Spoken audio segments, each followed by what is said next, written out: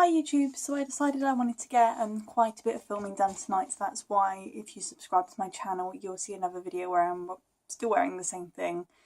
This is my pyjamas. I've not got any makeup on, I've got my glasses on because I'm going to go to bed after this. I just wanted to get a couple of videos made tonight because I've got some time tonight. This video is going to be about my thyroid cancer diagnosis. Now, some people who have subscribed to my channel will know that about, over a year ago, I had half my thyroid removed for a benign thyroid condition. That was all fine.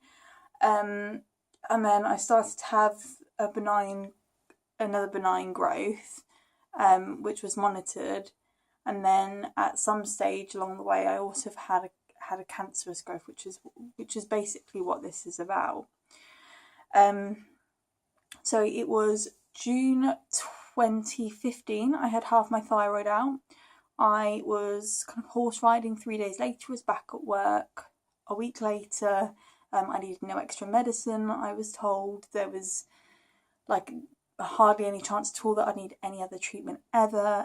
Unfortunately, that wasn't the case, and a few months ago I noticed sort of a swelling in my neck, went to the doctors, had some scans, got told it was benign, went back for more scans, looked like it had grown. It was probably about the end of May, maybe June time, when I had a scan, when they said, it would have been probably June, I'm not sure, May, June, I had a scan, and a trainee was doing it, and I asked him, because it's a trainee, like, you know, you can get away with asking him to do something else and I'll probably just do it, and I asked if he could just scan up the side of my neck, and thank God I did, because he was like, oh, something doesn't look right there, it's like there's a nodule, I'll go get my supervisor or whatever. And he went and got the supervisor, and he said, oh, that looks like a lymph node. That's really strange, because benign conditions you don't usually get lymph node problems. You can get them in benign conditions, but still, so that was a bit weird. I had a biopsy done, which came back inconclusive. I saw my surgeon, which was at Derriford Hospital in Devon in England, and this was obviously before I'd been offered the surgery, and he basically said he didn't know what it was. He said there's a tiny chance it could be cancerous, so this must have been kind of like mid-June at this point. Did I want it removed? He gave me the option of having it removed or waiting 6 months, coming back for a scan, and then we could assess whether I needed it removed then. At that point I was kind of like, we'll just have it removed. I've already had one of these surgeries, it wasn't that bad. The reason he wanted to wait 6 months is because at the time I was only 23, you have to be on thyroid medicine the rest of your life if you have it all out, so they really wanted to avoid that. But no, I went ahead and had the surgery. The surgery was really, really awful. Like, I don't know if you can see the scars. The scars healed up really well, but I had staples in my neck. Luckily, my surgeon went through a hole this big, just the same hole that the previous one did, just extended it ever so slightly. I've seen people that have had lymph nodes and their thyroid removed that have been cut kind of from here to here, so I'm really, really fortunate that my surgeon didn't need to do that. But obviously you've got to do what you've got to do. You can't really complain, really, because they're saving your life. Well, they could be saving your life. So yeah, I had the surgery. I was in hospital for 2 nights, I believe, after the operation. I woke up, I felt absolutely awful, like so much worse than I did with the first one. My voice was horrendous. My voice was really, really bad for about 6 weeks. Like, we didn't think I was going to get my voice back ever properly, and that's because the growth was all turned out to all be like behind my vocal cords or something, and the surgeon had to bruise them to get it out. But it did come back, and he thought it would come back, but he didn't think it would come back as good as it has. So I'm really, really happy that that's obviously come back. So yeah, I had the operation on the 1st of July. On the 19th of July, I went in for my review, and I got told that it was actually thyroid cancer. I got told that it was actually thyroid cancer, which I wasn't expecting. I was actually talking to one of my best friends that day before I went in, and we're texting each other because we're meant to be going on holiday in August to America on this Trek America trip, which you'll see on my channel. I've also got videos for like packing and stuff because I'd done one before. And we were just messaging each other, like talking about clothes and stuff we were going to buy. And I was like, oh yeah, I'll go to this appointment, I'll let you know how it goes. Like, I'm sure it'll be nothing, just like it was last time. I was just so confident about it, and so was she. And I just remember finding out, and I just cried, like in front of, it was my surgeon, my boyfriend came with me, and like two like trainee junior doctors or whatever they were, when they're still like learning, they're just observing, they didn't know what to do. And I cried because I didn't want to let my friend down, and I cried because I didn't know how I was going to tell my dad or my sister. And I think that that's like the first thing that goes through your mind, is that you don't want to upset other people. You don't really care about yourself at that moment. You just hear cancer and you think, like, how am I going to tell people? That's honestly, well, that's what I thought. It might be different for other people, but I really didn't want to let Priska down. That's my friend, and I really didn't want to not let my dad and my sister down, but I didn't want to upset them. Yeah, so that was really rough. So I was diagnosed, and a Macmillan, I think she's a Macmillan nurse, but a nurse took me through into a side room. She gave me this book, which is about thyroid cancer. Just went through any questions. I've still got a bit of paper here, which I won't show you because it's got like her contact details on it. But concerns, which for my holiday, she was going to see if there's any way I could go on it. Like there wasn't. My surgeon was adamant there wasn't any way, but she tried for me. For my work and my horse riding and my care plan, which was iodine treatment. So yeah, and then after that was pretty much all I got, unfortunately, for quite a while, until I got contacted by other people. Having said that, it wasn't that long. It's when you get diagnosed with thyroid cancer, they treat it very, very quickly. Not because, I don't know why they treat it very quickly. I think they treat all cancer quite quickly because obviously there's always the potential for it to spread. Thyroid cancer is generally, they say, a slow growing one, although mine appeared pretty quickly from what, we don't even know. Mine just appeared. It was benign. And all of a sudden I had like a cancerous growth in there as well. It's just a bit strange. But anyway, regardless of that, yeah, so I was given this, and then, so that was the 19th of July. My operation was the 1st of July. My radioactive iodine treatment was booked in August. I went in and had my radioactive iodine treatment. Oh no, there's a complication with that. When I so I was booked in for the Monday, I believe, to have it. Waited in hospital all day. When that happened, I came off my thyroxine because they have to starve your body of like thyroid hormones, so the uptake of the iodine is better or something like that. It just makes it more effective. They can use an injection called Thyrogen, but my nuclear medicine doctor doesn't like using it. He said there's some papers to do with like the uptake and how it affects it, and for your treatment he prefers not to use it, but he'll use it for your scans. So I don't know, I think it's also a money issue, but I'm not a doctor, so I really don't know.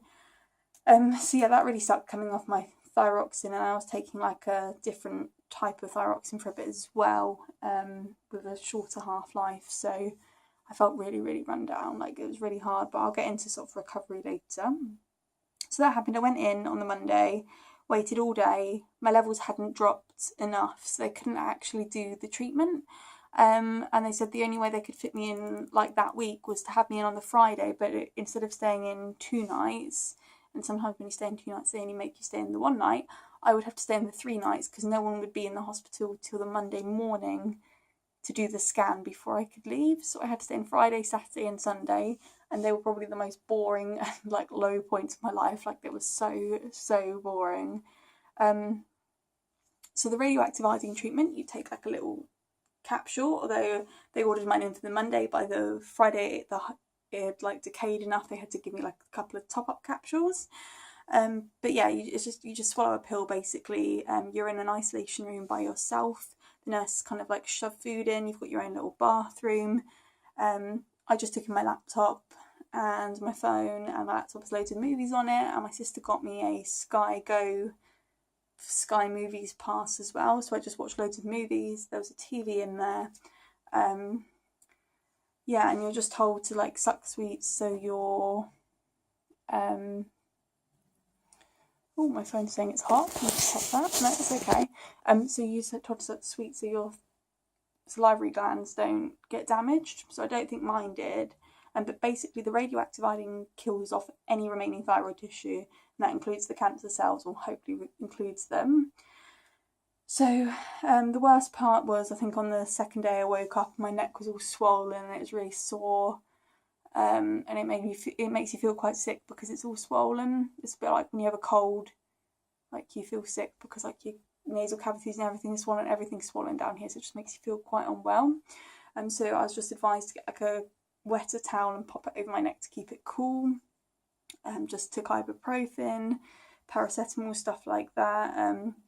If you're going into the hospital to have radioactive iodine, I would advise that you take films, take snacks, like not just sweets, take your sweets to suck, take snacks, take some like squash or like a bottle of Pepsi or anything like that that you're allowed to take in with you, just because like you'll get really sick of the hospital food and stuff. Visitors are allowed, but they have to stay a distance away and behind a screen, and they're like kids or anything like that.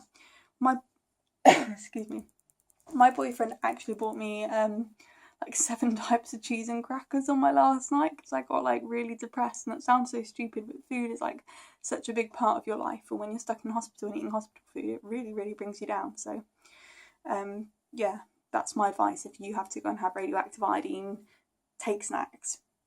I don't know, if you're not a foodie person, then you'll probably be fine, but that was my biggest thing. I like needed these things that I could eat to comfort me, and I like didn't have them with me.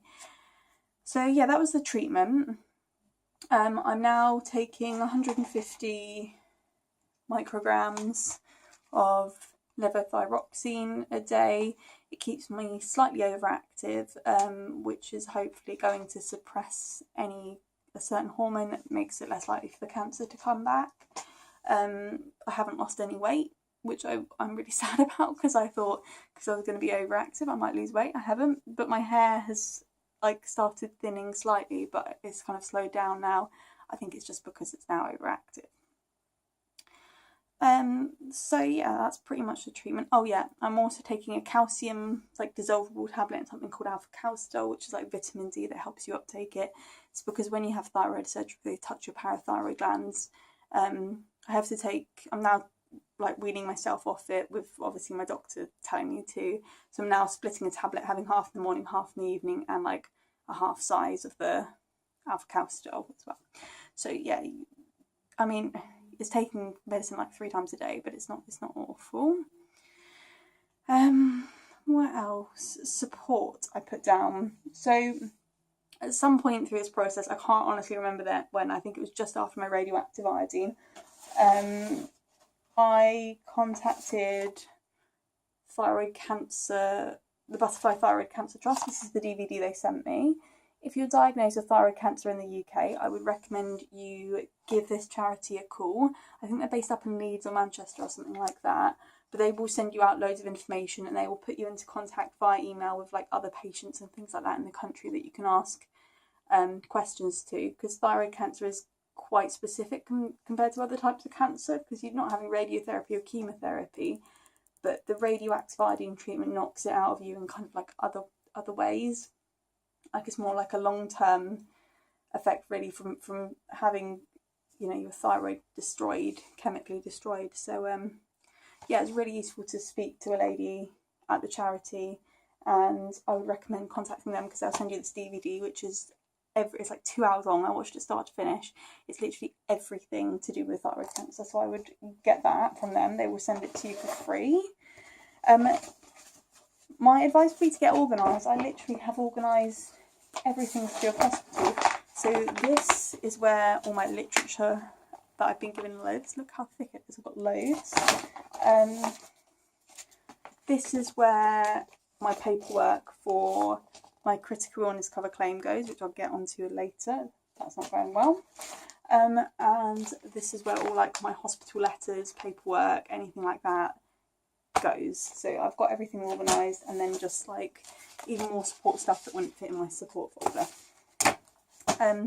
So at some point in the process, I got approached by the Young People's Cancer group down here, and a charity called Click Sergeant runs events and works with them, and they also put me in contact with a place in Exeter, and through them I found a place in Plymouth, or no, I got contacted by them again, but so I got contacted by the Young People's Cancer charity, who put me into contact with Click Sergeant. Click Sergeant are a charity for, I think it's like 14 to 24-year-olds and their families that are suffering from cancer, basically.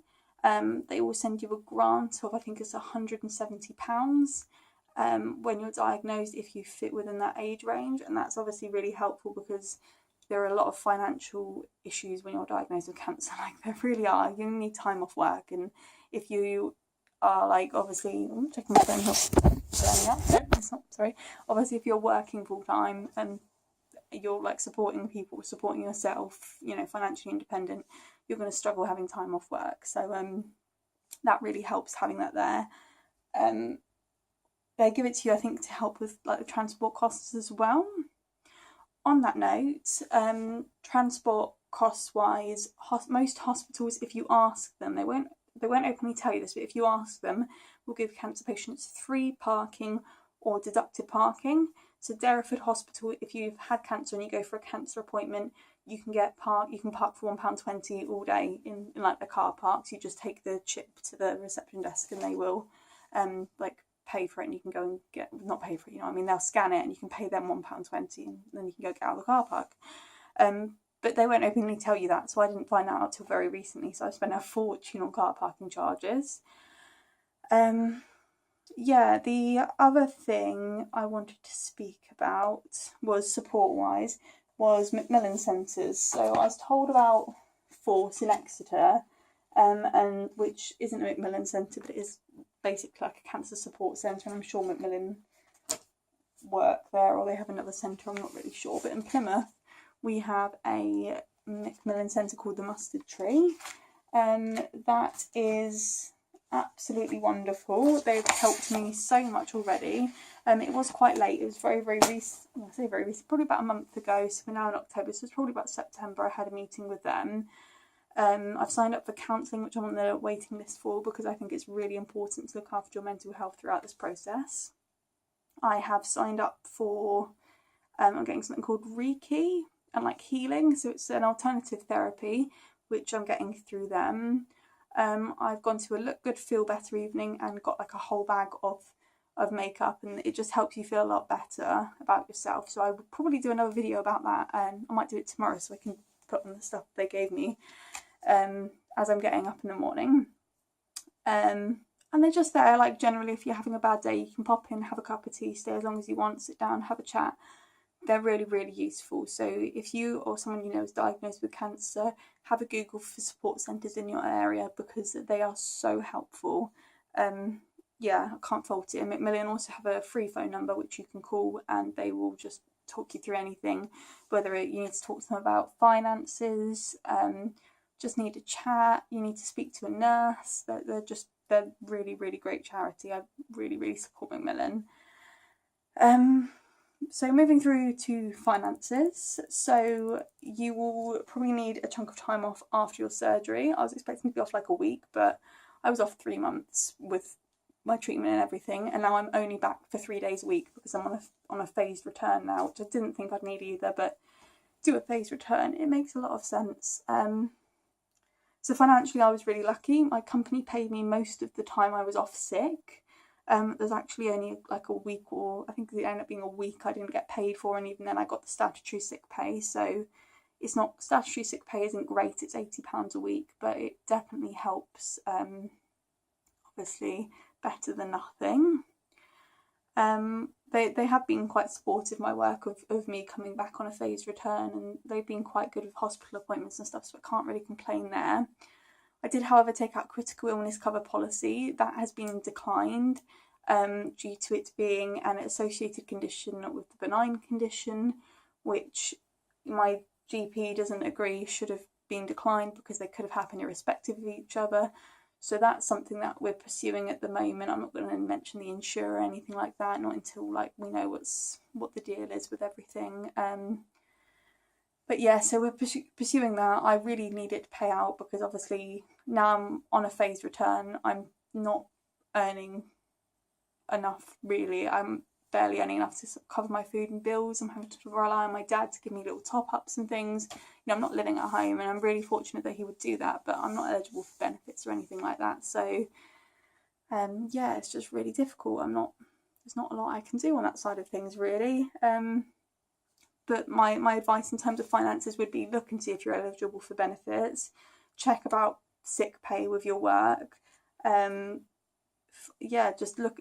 Don't leave any stone unturned. Go and speak to like a Macmillan worker or anyone at your support centre about finances if you're struggling, because they can probably point you in a direction where you can get help. But that is, I know how stressful it is. That was probably, and still is, like 80% of my stresses with cancer was finance, which is really bad. I should be focusing on getting better, but you just spend your time like worrying about money and how you're going to pay your bills. So yeah, I don't really know what advice I could give you with finance. Just go find someone to talk to who knows what they're talking about, and don't leave any stone unturned. So I'm running out of time. So quickly, the recovery process.